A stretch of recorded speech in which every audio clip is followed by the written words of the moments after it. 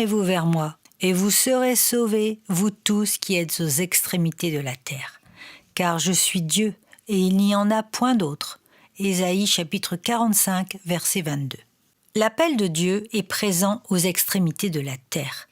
Il ne cesse d'appeler afin de justifier et de régénérer les âmes qu'il a prédestinées. En tant que disciples du Seigneur, nous ne devons jamais cesser de semer, annoncer, planter les graines de la bonne nouvelle là où nous sommes, là où nous allons, là où le Seigneur nous envoie. C'est une grâce d'être sauvés, et ça l'est encore plus de savoir que nous sommes des serviteurs actifs dans le plan divin du sauvetage des âmes pour la gloire du Seigneur. Tous ne sont pas évangélistes, mais tous sont des témoins, des lumières, des semeurs de bonnes nouvelles. L'éclairage de la vie nouvelle que Jésus nous a offert par sa grâce est l'expression de la parole de Dieu dans nos bouches par des actes qu'il accomplit en nous par son Saint-Esprit.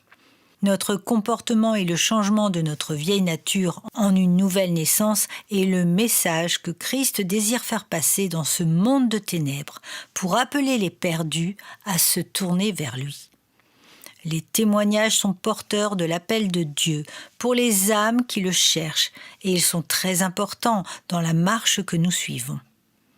Jésus s'est livré pour nous et à notre tour, nous nous livrons pour notre prochain afin d'annoncer l'Évangile. Pour que les uns et les autres se tournent vers Dieu, nous devons les y inviter dans une attitude qui honore notre Seigneur. Ne cachons pas notre nouvelle identité, ne soyons pas timides et proclamons l'amour, la justice et la sainteté. Le Saint-Esprit sera en première ligne dès lors où nous lui remettons la première place. Et alors, vous serez au premier rang du miracle des conversions de ceux qui se trouvent et répondent à l'appel de Jésus. Sommes-nous rachetés ici-bas pour nous taire et garder pour nous-mêmes la grâce que Jésus nous a accordée ? La grâce ne nous dit-elle pas que nous n'avons pas reçu un esprit de timidité ?